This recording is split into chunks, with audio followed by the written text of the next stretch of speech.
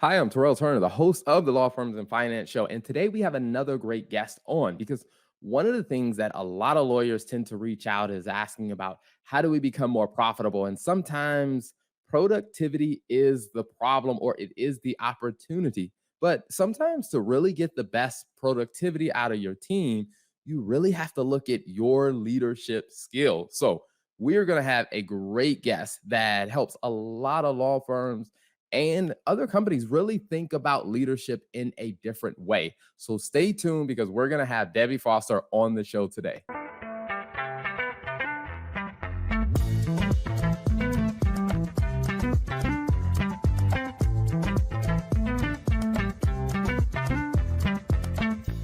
So without further ado, let me bring on my guest.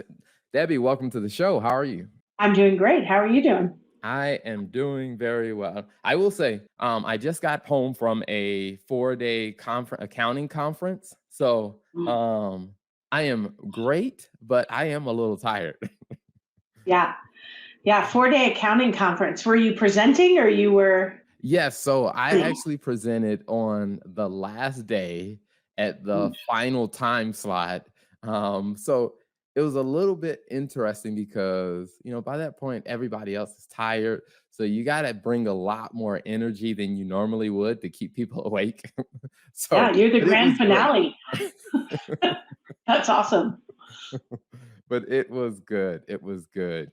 Now, I've been excited to talk to you because you and I met through some of the law practice division, the different events with the ABA, and I will say I heard many people mention your name of, oh, you need to meet Debbie. You need to meet Debbie, and I'm like, who is this Debbie that I need to meet? So for everyone else who is now getting a chance to meet you, can you tell us a little bit about your background? Sure. So my name is Debbie Foster. I'm the CEO of Affinity Consulting. We are celebrating our 25th year in business. We work with law firms, only law firms, and we work with law firms on strategic projects and technology projects. So on the strategy side, we work on strategic planning, as you mentioned, leadership training. I do a lot of that. We talk a lot about growth strategies and just how firms can kind of level up and be prepared for the future. And on the technology side, we work with firms to implement billing programs, document management, document automation, pretty much anything that they need to help them run the business side of the firm. I got started in this. I had a knack for computers and technology and just kind of accidentally landed in the law firm space. And the first probably 10 years of my career were focused on technology. And the last 15 or so, and probably going forward, I really do mostly strategic work, helping firms create a great place to work, build an amazing culture, develop excellent leaders, plan for what they want to happen in their firm in the future. And that's I love doing that. And then the rest of my time I spend running Affinity, and also, like, you and I met at the ABA Law Practice Division. I'm very involved in the Law Practice Division, the Association of Legal Administrators, the ILTA, the International Legal Technology Association. So I do a lot of work with the associations that we spend a lot of time with. Nice. I mean, that is quite the impressive resume. Now, I would say the first question I have is, on the technology side, I mean, through your tenure of working in that space, how big have the changes been from when you started working in legal technology to what we're seeing today? I mean, on one hand, it's bananas. Like, it's just crazy how much things have changed. And on another hand, it's an interesting, the market is really interesting right now. There's obviously a lot of software programs that are legacy products that have been around for a really long time. And then there's products that are newer to the scene. I have a spreadsheet. I just added my 59th practice management software program to the spreadsheet. When I got started in this business, you either used Amicus or Time Matters. That was it. Those are the two products that were out there. So it's changed a lot. But what hasn't changed, and I was just joking with someone about this last week, is the first presentation I ever did for a law firm. on practice management software, I could take that slide deck. It would be square instead of rectangle, because back in those days, PowerPoint presentations were squares. But it would be 100% true. And for many people in the room, they would be like, huh, I should probably think about getting practice management software. So in some respects, nothing has changed. And in some respects, it's bananas. Everything has changed. That's always very interesting. Like when I hear, conversations about how technology itself has changed so rapidly. But then when you talk about the adoption of it and the utilization of it, just like it moves at a completely different pace. So, I mean, when you're talking with law firms about their technology, are you finding that you're having to go back to the basics a lot, or are you finding more law firms who have kind of been on the technology, kind of wagon, and they kind of understand, how to use the technology, or is it more elementary? I think it's a mix of both. I mean, there are days that I get off the phone with a firm and I think, how have they gotten to here without considering all of these things? And then there are other times I'm talking to someone and they're talking about how they're going to responsibly use artificial intelligence in their practice. And they're talking about how they can price, how they get away from the billable hour. And I'm so encouraged that people are thinking about those things. And I hang up in my next call, someone who's trying to figure out how to automate an engagement letter because they're still doing it all manually. And it's such a diverse group of um, opportunities, right? Like in sometimes we're just rolling it back to the basics, and we really do believe that what could revolutionize a law firm is everyone learning how to use Word, Outlook, and their PDF program. And then there are other conversations that I have with clients, and I think they're ready for the next revolution. They're ready to think about automation and workflow and how they can work smarter and how they can think about value pricing and how they can leverage artificial intelligence. But both of those things almost always happen in the same day. I laugh because, like I said, the conference I was at was an accounting conference, and it's amazing that we're having some of the same conversations. Like, there are some conversations about, recommending firms getting off of hourly billing and started looking at value-based pricing, and also some looking at subscription pricing, and then also some like, hey, getting a practice management software for your accounting firm. And it's amazing how like the conversations are very, very similar. Agree. I get asked all the time, would you guys ever consider working with an accounting firm or with a doctor's office or any other professional services firm? And I say the same thing. I say, soon as we're done helping all the lawyers, we'll move on to the next thing, which is literally never, because we'll never be done. Also, now I'm curious, you're not a lawyer yourself. So what has that been like of navigating, like working with lawyers and law firms and not being a lawyer? Like, how's that been navigating that aspect? Most of the time, it's a non-issue. Sometimes it's even celebrated, like, "Oh, great, you're not a lawyer. That's excellent. Come in and help us." And other times, and I'm sure this is true in every profession, that a lawyer might think that there's no possible way I could ever understand their challenges because I'm not a lawyer. And Gotcha. I'm not a lawyer, but I've been working inside of law firms, and I've seen more of the backside of a law firm than anyone who works in a law firm ever will see, because I go to 50 or 100 or 125 law firms a year, and they're all in their one or two or three law firms. Or my favorite is when they say, I've been thinking, this firm that I worked at 20 years ago, this is how we did it back then. And I'm like, nobody should be even considering doing something that was done 20 years ago. No, no, don't, no. Your 20 years ago experience is no longer relevant as it relates to running the business of a law firm or the technology that a law firm should use. But I bet they're like, but Debbie, it worked back then. Why won't it work now? I mean, not to switch off the technology topic, but I was at a firm yesterday doing leadership training for practice group chairs. And the third time the person said, no one had to tell me that I had to go develop business. No one had to tell me that I had to show up for work by 8 o'clock in the morning. No one, like, right, it is a different time. What got us here isn't going to get us there. That is true for technology, it is true for leadership, and all of the things in between. Nice, nice. You know, it's interesting that you brought that up because that's what I wanted to talk about a little bit more next of some of the leadership stuff that you're doing with firms. And as you're kind of bringing kind of that leadership perspective, do you find that, lawyers and those in firm leadership are receptive, or do they tend to have a lot of blind spots when it comes to the area of being a leader and not just being a lawyer? So, generally speaking, I'd say that my experience is that there's a lot of blind spots. But I also often remind people that no one calls me and says, everything is amazing here. Can you just come in and look around and let us know if you can? So, I'm always going to a firm that's got 86 problems. So, and leadership is almost always one of the challenges. And it's not necessarily that they have bad leaders, although there's plenty of firms that have bad leaders.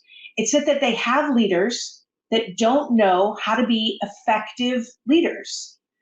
And so I spend a lot of time doing a couple of things when it comes to leadership. I always start with forget about how to be a leader. Let's talk about you. How do you communicate? What is your natural leadership style? I use DISC a lot in our leadership sessions because I think that it's really hard to figure out how to lead other people if you don't really understand yourself. So my number one thing, we're doing leadership training. Our first session is focused on you. Who, what, tell me about how you communicate, what makes you feel appreciated? What does a day in the life look like for you? Are you intentional about how you connect with your people? Are you intentional about how you plan your day? Like all of the things that we need to do to be effective leaders of ourselves is the best starting place for starting to think about how you lead other people. So the self-reflection is, I think, the most important part and the foundation of what I like to talk about when we talk about leadership training. Awesome. I love that. I mean, I think that's an amazing perspective because I must admit myself. I mean, we usually don't spend a ton of time really understanding and assessing ourselves, and just thinking about how that impacts the way we show up and how we interact with other people. So, I mean, I think that is amazing. So, now when you talk about using the disc a lot, so when you're coming in to do training, is the kind of the I guess the assessment, the DIS assessments, are those things that they do beforehand, or do they do them when you arrive, kind of that process? So I love it if they will do them ahead of time but not every firm because they cost money and it takes a little bit longer to get through all of it. But even if they don't formally do the DISC assessment, I have like a 15-minute presentation that helps them figure out, generally speaking, where they are. And then we walk through what the natural behaviors of someone who is in that quadrant of the disc wheel. So I can walk them through it well enough without taking the assessment that they're like, okay, I know I'm not that, so I'm somewhere over here. And then are you task focused or people focused? And you can kind of figure out your general vicinity on the disc wheel. And then we start to talk about, like, think about someone who you walk out of their office or hang up from a Zoom meeting and you're like, I don't even get that person. They're on the other side, right? So some people, if you just click new email and you say, I need you to, are highly offended. Some people need you to say, good morning, comma, I hope you had a great weekend. Could you do me a favor? I need you to blah, blah, blah, blah, right? Like if we understand our natural default way that we communicate when we're calm, cool, and collected and when we're under stress, then we start to recognize the behaviors that are similar to us in the people that we work with and the behaviors that are very different. And that lets us leverage that behavioral adaptability. So I know how to communicate with other people to be an effective leader and an effective communicator. Awesome. Now I'm gonna lean and say, okay, I know what my hypothesis is, but I'm very curious about what your opinion on this is. As people start to understand, like I said, their own this profile is, do you notice that, or do you do any follow-up check-ins to see if the productivity and just the effectiveness within that firm has increased after they've done different sessions like this? For sure. And I have the firms that I work with long term, most of them have actually done the DISC assessment because I say the way for me to best help you is for me to understand you. It's really important to me that you understand you. But if I understand you and I understand your communication style, I will adapt how I help coach, train based on the styles of the people in the room. But a lot of times I'm doing follow-up training or I'm back in the firm for another project and I take everything that I know about their communication style and their whole engagement, the very next engagement is going to be different because I know. And when they know, I see them and they always do things like, hey, I just want to let you know I'm having regular one-on-ones with my team. And they're so valuable. Like, I know you said you have to invest the time, and I thought there's no way I have time for that. But helping that communication, what I learned about how I communicate and how others communicate, has really helped me and my team be better connected. They tell me things like that all the time, and I just consider that huge wins.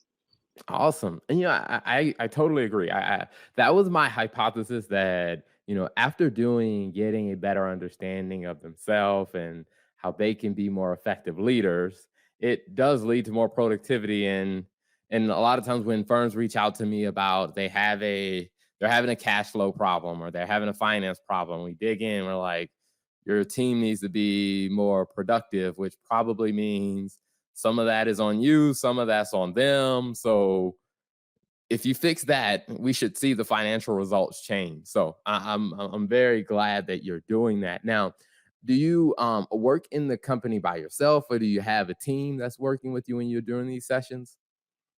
So at Affinity, we have about 100 people. Okay. So, and there are probably 25 or so of us that do this kind of work. And depending on the size of the firm, multiple people might be working on a project with me. But most of the time, the engagements that I'm working on, I'm doing by myself. Okay. All right. Nice. Nice. Now, one of the things that I'm curious about it is, if someone is law firm is listening and they're like, hey, we've been growing, we've been adding lawyers, adding paralegals, legal staff, we've been adding admin staff, and we need some help in this area. What's a good way for them to get in touch with you or the company to find out, like, hey, how can they get the help that they need? So invite people to connect with me on LinkedIn. I post pretty regularly on LinkedIn. I'm pretty easy to find. An early adopter of LinkedIn, so I'm literally just LinkedIn Debbie Foster. And I post there a lot. You can reach out to me there. My email address is very public in my bio, and I would love for anyone to reach out who wants to chat about anything that's going on strategic or leadership wise at their firm. Awesome. I love it. I love it. Now, one of the things that I also wanted to ask you about is your podcast. So tell us a little bit about your podcast. Today I'm super excited about today's. We dropped an episode today. Lisa Linsky, who is a partner at McDermott, a very large firm, global firm. She was about 20 years ago. So the name of the podcast is Powerful Leaders, No Apologies. And it's all about fierce female leaders who are claiming their seat at the table unapologetically. So Lisa has been a partner at McDermott for a long time, and she is a gay lawyer. And about 20 years ago, not quite 20 years ago, one of her partners came in and said, would you be willing to start our diversity program? And she built out the diversity program at McDermott. At the time, they had 12 or 1,300 lawyers. And she has changed the game when it comes to diversity, inclusion, equity, and belonging, and gay lawyers being able to be their authentic selves at work. And it's such an amazing episode, and she is such an amazing, powerful leader. But we launched the podcast in January. It drops every other Thursday. This was our 12th episode, and every episode has been about just a fierce, strong female leader in technology that is trailblazing in some way, and it's super, super exciting. Awesome. I love it. I love it. Now, again, Kim, for the people who are listening, can you repeat the name of the podcast one more time so they can find it? Yep. Powerful Leaders, No Apologies. And you can find it on my on my LinkedIn page at the top. It says listen to my podcast, and there's a quick link to it there. Awesome. I love it. I love it. Well, before we wrap up, one final question I love asking every guest is, because there have been several different amazing topics that we've talked about. So when you are talking to someone and you're telling them like, hey, I was on the podcast with Terrell and the Law Firms and Finance show, you should go back and listen to my conversation with Terrell. And hey, here are two big takeaways that you should take from that conversation. What would your two big takeaways be? Ooh. So one would be that leadership starts with yourself. Like being an amazing leader starts with really understanding yourself, your style, how you communicate, what your leadership style is, understanding your weaknesses, and then doubling down on making sure that you're really paying attention to the areas where you aren't as strong so you can kind of build up those muscles. Leadership is a journey, and I think no one ever figures it out. We're all just kind of traveling that road together. That would be the first thing. The second thing would be that firms, we talked about technology, and we talked about the ones who are doing it right and the ones who are still struggling and a little behind. And I would say it's really important for firms that want to be relevant and working efficiently into the future to really embrace technology. And I mean, wherever you are, take the next step. Because there's, again, another place, there's always going to be more technology that we can adopt, but take the next step. Awesome. I love it. Well, Debbie, thank you so much for being an amazing guest. Thank you for spending a little bit of time with us. So thanks for coming on. Thank you, Terrell. I was thrilled to be here.